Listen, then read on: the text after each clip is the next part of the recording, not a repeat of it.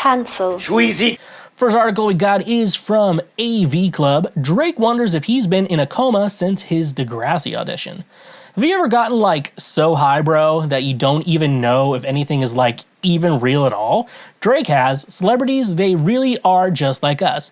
The God's Plan rapper and published poet, a title he almost definitely doesn't deserve, at least according to a bunch of other published poets, flexed his philosophical muscles yesterday in a scored Instagram voice memo that sounds more like one of those talky intros to an old Bright Eyes song than anything else. Dude, it's fucking messy, but I want to find this voicemail. I'm going to put it in a song. Okay, so here's Drake. Let me do my Drake impression.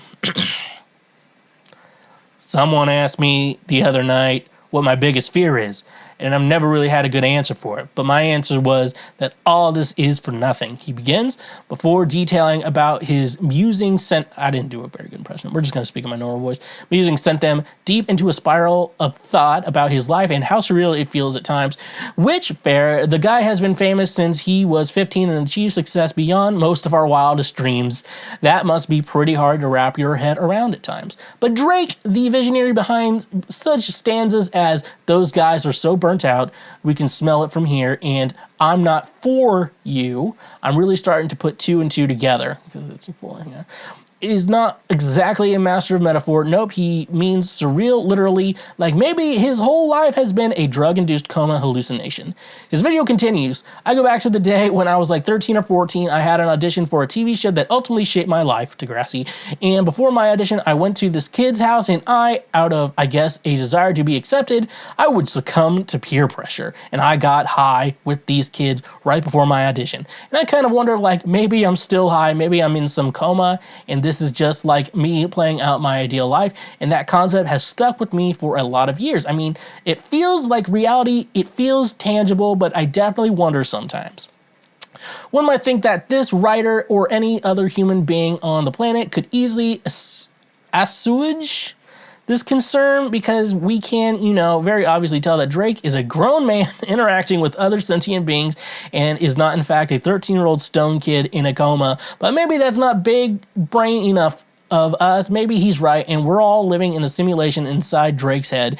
Maybe none of us are real. Maybe we never were. Maybe that really was God's plan for him all along. All right, so... All right, well, we had a lot to unpack here, folks, so let's just jump right, Let's just jump into it. I think, the thing is, though,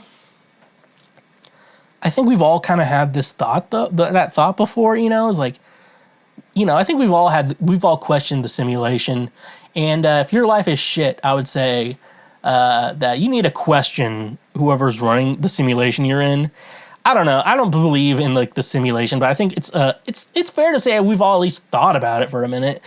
But no, I feel like the world is a little too shitty to be a simulation, because I feel like if the world would have to be perfect, like a perfect place. If the world was a perfect place, I think that would be well enough to question whether we're in a simulation, because I have to imagine there's someone, it would have to be someone at the top or a group of people at the top running this simulation, and feel at that point, like, if you're going to make a simulation, you try to make like the perfect world. Like that would be the whole point of like a simulation. We talk about, what was the Florence Pugh, Harry Styles movie that